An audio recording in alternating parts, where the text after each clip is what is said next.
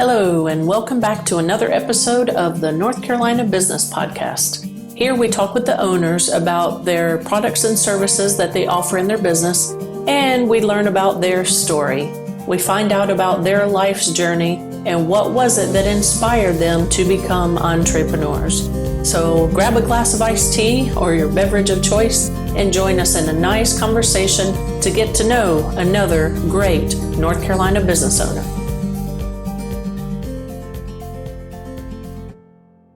I'd like to welcome you to another episode of the North Carolina Business Podcast, and I'm honored today to have Debbie Fields with us. Welcome, Debbie. Thank you. Tickled pink or purple to be here. Yes, I'm so glad to have you with us, and I want to let everybody know that we have known each other. Actually, I've known you probably since I was born, right? I actually knew you before you were born. I'm older than you are. And your mother, my Aunt Mary, was hysterical. So I think some of my humor definitely comes from your mother. Well, that's an honor. Thank you for saying that. It's so good to have you with us. And we have talked a little bit about the different businesses that you have. And I'd like to have different types of people on the podcast. I've had people that, have had one business for many years, other people that have started businesses a few years ago. And you have your background is a little bit of all of those, right? You have some businesses that you've been doing for a while and some are more new. And I'd like to, give you this opportunity if you want to start to talk about the different aspects of your businesses. And I may jump in with a question here or there. Okay. Great. Right, yeah, please prompt me because I have a scatter brain. I think that's part of the reason that I have probably 5 businesses that are active today is because I have a short attention span. I wish my waistline were short, but it's not. Anyway, I started out as a singer. I began singing according to my parents. I had my first solo in church when I was 2. And just kept pedaling on that path and went into international operatic singing after training and enjoyed a beautiful career as an international singer and loved so much of it, but it was a lonely field. I had always prayed that God would send me a husband one day, and sure enough, he did. 42 years waiting, but it was well worth the wait. Yes, that's wonderful. Peter's so sweet. Yes. He's my Prince of Hints, as I call him. And I'm dyslexic, so that works for us. Exactly. So yes. I still perform. I can pick and choose what contracts I want, which is a blessing. But I'm living my dream. We have a beautiful home out on some land in Western North Carolina. And I'm gardening and house cleaning and ironing and cooking. And I love nesting. All the years that I was on the road, some years I was on the road 11 months out of the year singing. And, from one lovely hotel or apartment to another during the contracts. Most of my contracts ran anywhere from 6 weeks to 3 months, and that included weeks of rehearsals and then the performances. And so I had always longed to have a home to care for and definitely a husband. Wanted children, but God knows best, and we weren't blessed with children, but we have a lot that we play with at church, so and get to put under our wings. Yes, so, and lots of nieces and nephews as well. Yes, definitely. Very nice. Blessed with lots of them. And love everyone. They're all gifts from God. But so I still perform, sing in church frequently, but that's not performing, that's worshiping. So I keep that craft somewhat honed, certainly not the way it was when I was active full time, because it's quite an athletic form of work. You have to be conditioned from the inside out. I was never the skinny person. I was always the grandma, the mother, the aunt, the witch on stage, which is awfully fun to play. Oh, you've had some great roles. I've seen several of your performances, and a lot of times you steal a show. Oh, well, thank you. That's not my intention. I just love playing the characters that I'm blessed to sing that role. And thank you for your support. I loved when you and Thesar and the children were able to come to one of my North Carolina performances when you guys were still in North Carolina. Yes, in Winston-Salem. That was wonderful. Yeah, that was so great.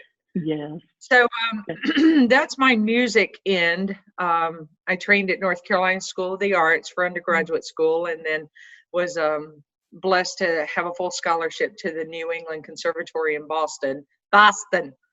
Hockey cop. In the parking lot. I gathered lots of extra R's there that year, or 2 years, because no one used them. I was picking up R's everywhere. So exactly. And from there, I toured with the National Opera Company for a little over 3 years, and that was a tremendous experience. Just putting feet to classical roles. You know, your Mozart, your Rossini. We didn't do Verdi, which is my favorite. And then moved to Austin, Texas, and studied privately with a world-renowned singer. I was her only student and her last student. Had 6 lessons a week.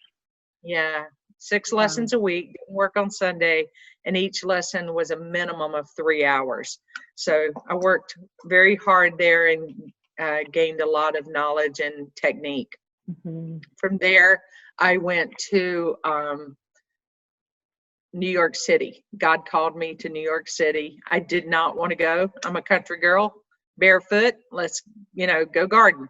But I said, Lord, if you want me there, you are going to have to figure it out, because I've got $2,500 to my name, and that probably wouldn't even pay rent.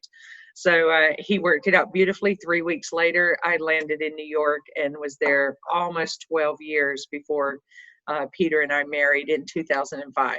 So that's just a nugget of my background in musical theater, opera, and operetta. So it's so been nice. A fun ride. Exactly. And even now you continue that with the singing at church, and then you are in performances here and there, and if someone calls you privately as well, right, to perform. Exactly. Yes, I've been flown in to sing for weddings, so I'm available. Give me a ring. But it's nice to be able to pick and choose and still be home with my husband in the evenings, or choose something that I'm only gone for 6 weeks and I'm back. So that's a nice privilege. That is really nice when you get to the point where you feel like, okay, now I can choose. You don't have to be at the beck and call of someone else, right. And that might be against your what you want to be doing. That's great. Right. It is. It's a great life. I was never at the tippy top of the world of opera singing. I think I could have had I stayed with it, but it's a hard life, and I so admire so many of my colleagues that have pushed through and done the hard work and made it to their idea of the top.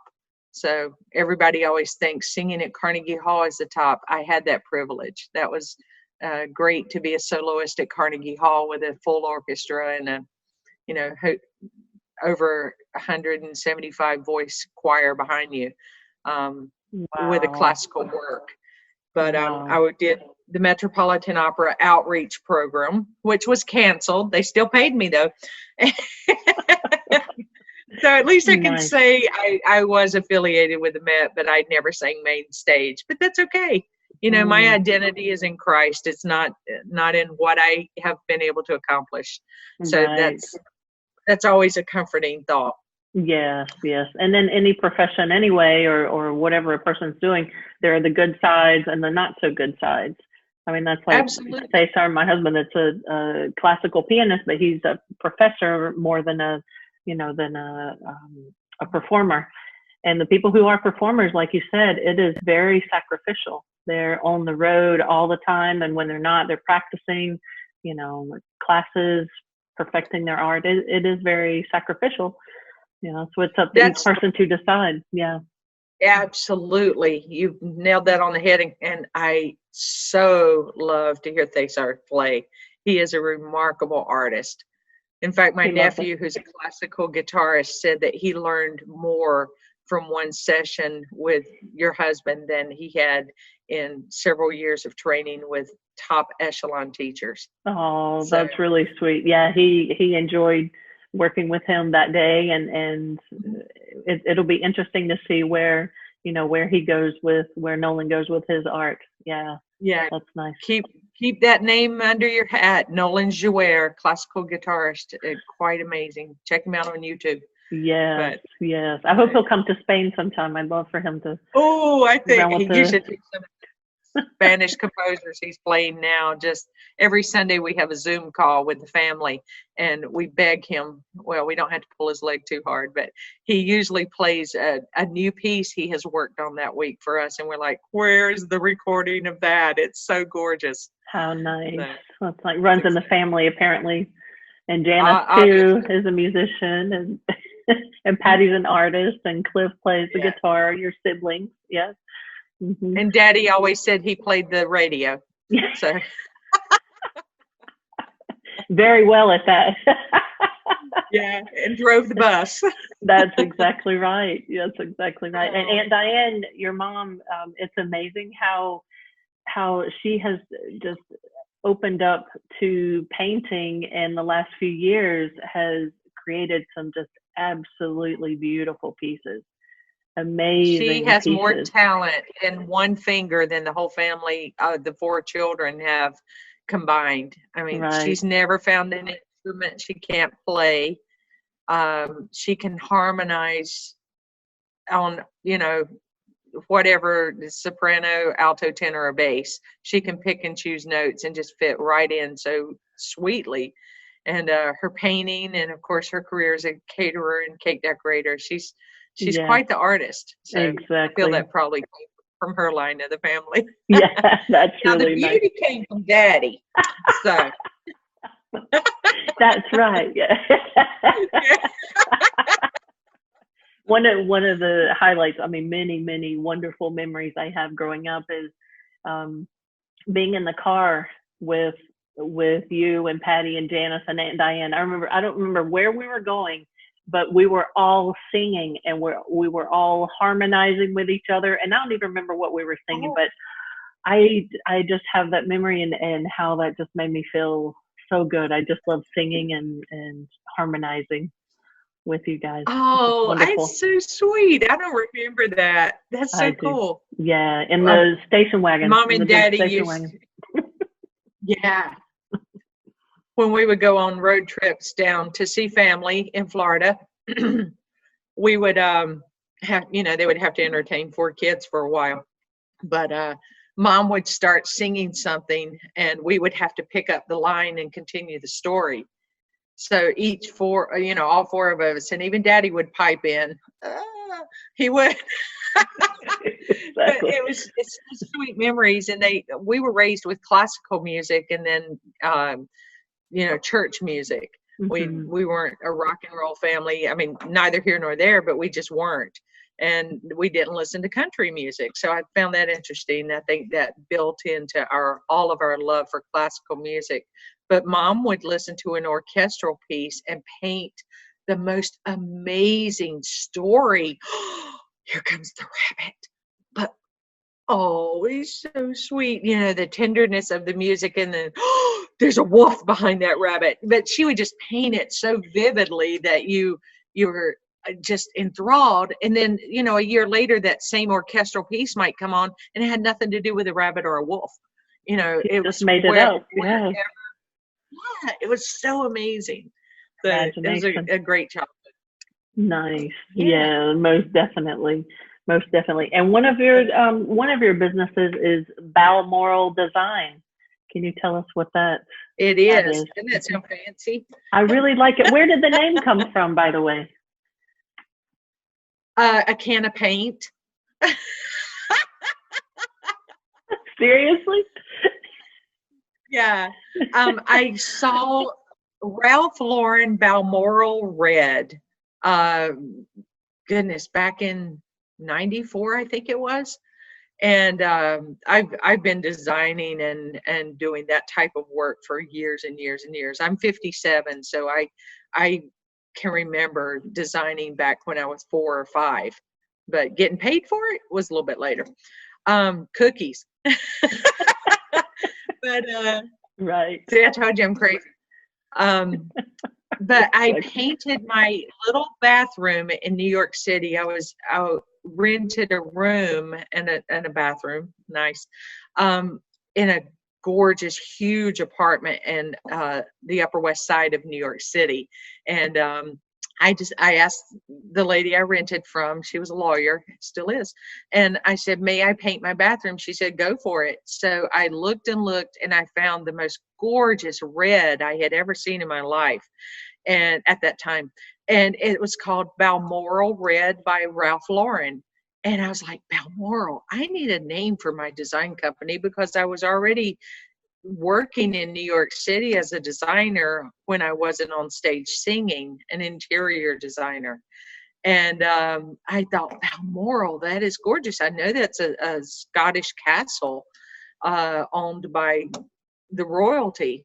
And I looked it up online. No one had claimed the name, so I got the domain, and it just stuck.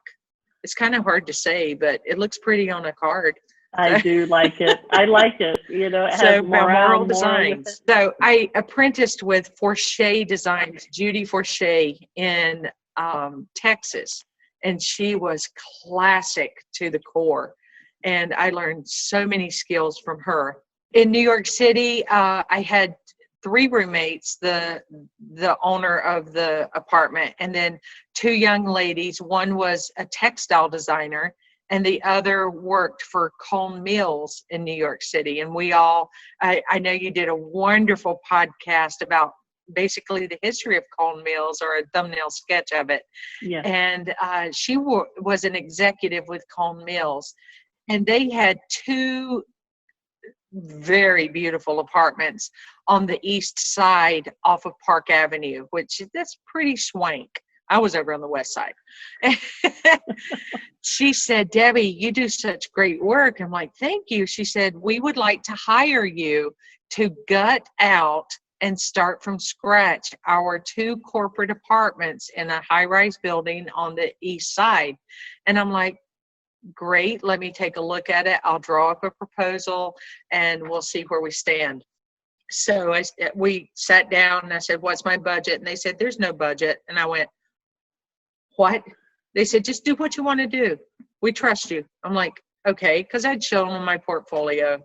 And so we didn't take out walls, but everything was gone. Everything down to the carpet was gone. We went bare floor.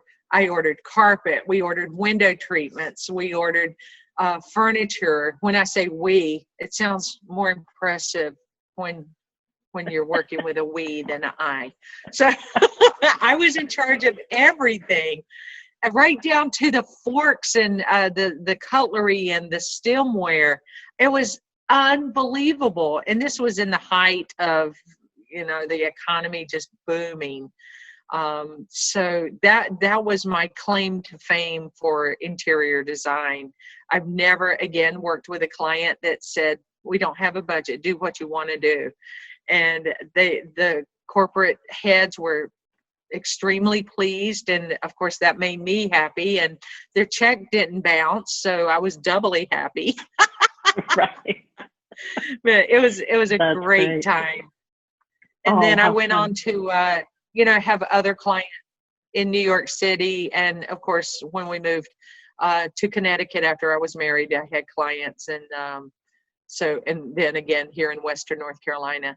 I do seasonal decorating. If someone says, I do not like decorating my house for Christmas, I love the results, but here's my budget. Go get what you need to get, and make it look like $1 million on a budget.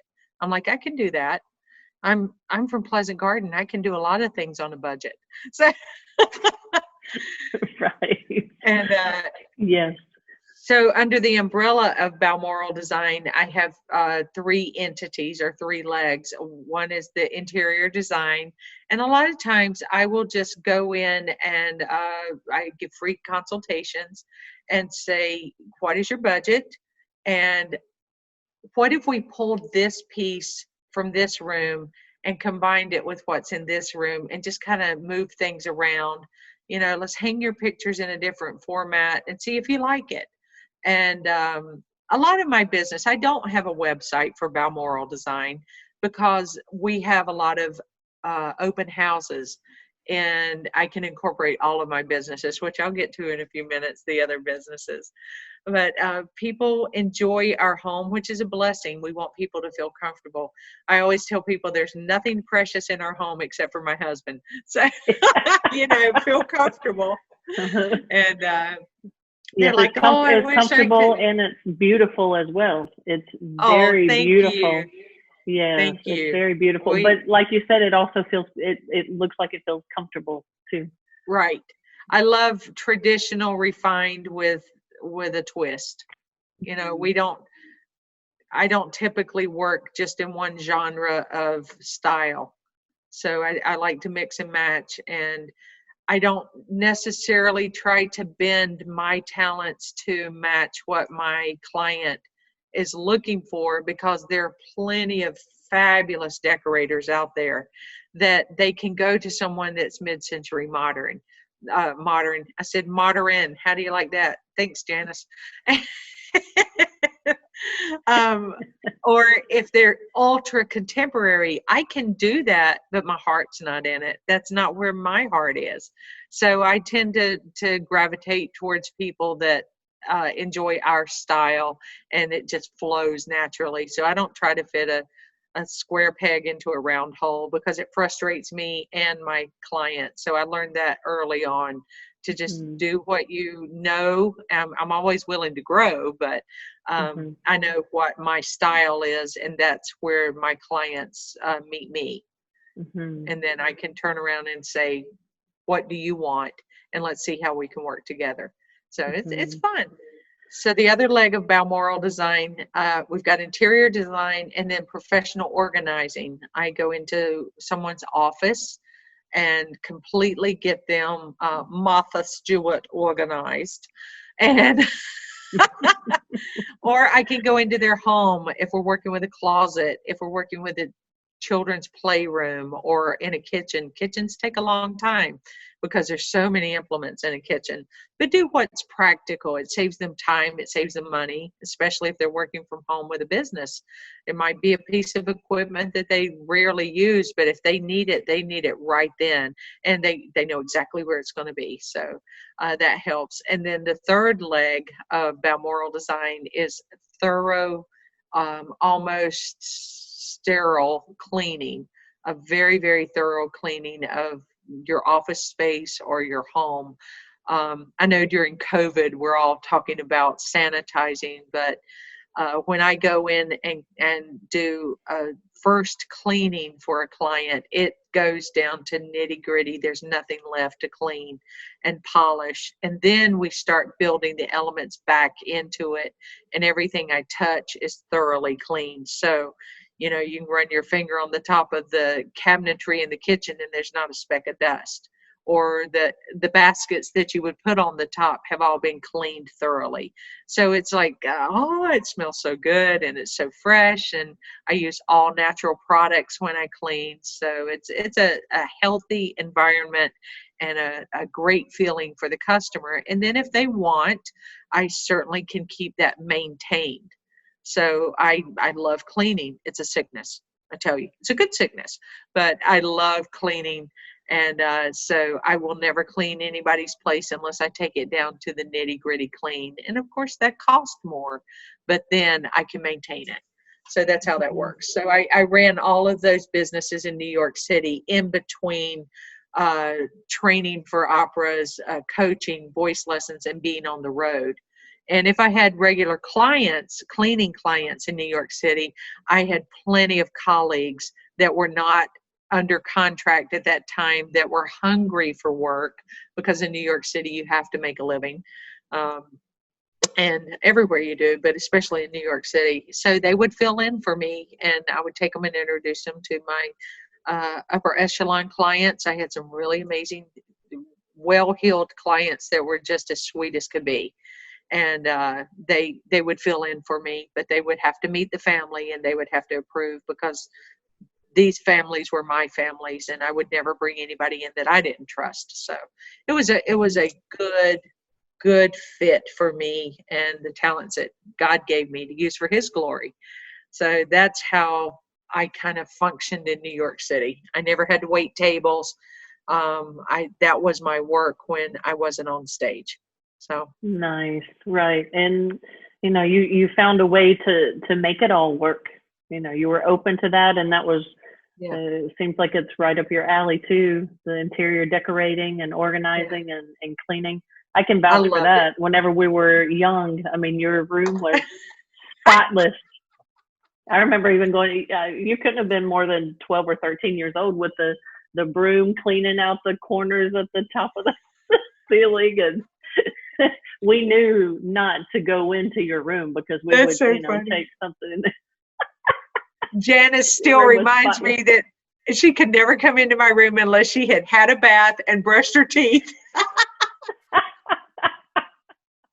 Exactly. Oh, what my parents had to put up with.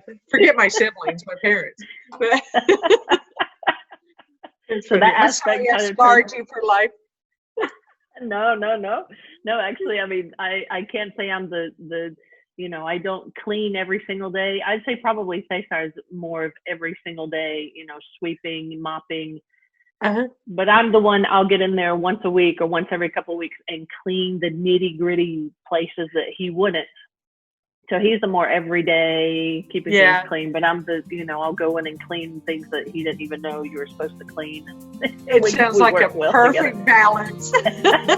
Exactly. Exactly. Oh, thank you for joining us in this episode of the North Carolina Business Podcast. If you're listening on iTunes, please subscribe. And if you're listening on YouTube, please subscribe and hit the little bell beside the subscribe button so you'll be notified when the next episode comes out. If you or anyone you know is a North Carolina business owner and would like to be on this podcast, please let me know by sending an email to amanda@bestlifeinspire.com. Thank you very much, and we look forward to you joining us on the next episode.